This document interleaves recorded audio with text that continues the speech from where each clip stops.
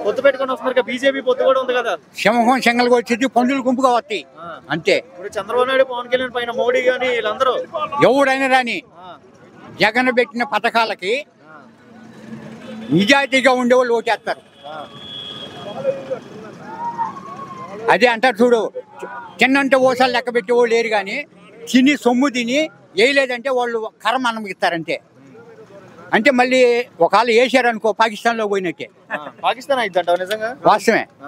అంటే వైసీపీలో కాదు, చంద్రబాబు నాయుడుకి అయితే పాకిస్తాన్లో పోయినట్టే. అవే ఇప్పుడు చూస్తున్నట్లయితే పవన్ కళ్యాణ్ అంటున్నాడు కదా, నువ్వు నాలుగో పిల్లం నేను ఎంత చూస్తాను జగన్ అని అంటున్నాడు కదా. వారి సినిమాలు ఊరికేను. ఏ జగన్ నీ ఎంత చూస్తా అంటున్నాడు? ఎవరిని? జగన్నా ఇది వేకలేడు. బొచ్చుకుడు వాడేం చేస్తాడు? సింహం చెంగల్గా వచ్చింది పందులు గుంపుగా వస్తాయి. చంద్రబాబు నాయుడు కొడుకు లోకేష్ బాబు వాడు పుప్పుగాడు కుర్చీ మడతబొట్టి పంపిస్తాను అంటున్నాడు. కుర్చీయా సొక్క మార్చేసి కుర్చీ మడతబెట్టి పంపిస్తాం మేము లోకేష్ని.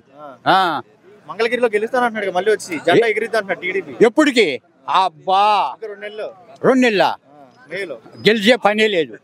ఎవరు వస్తే బాగుంటుంది? జగనే. 15 లక్షల మంది వస్తారంటారు ఈ సభకి. ఇప్పుడు 15 అంటే 20 లక్షల మంది వస్తారు. ఇప్పుడంటే ఊహే.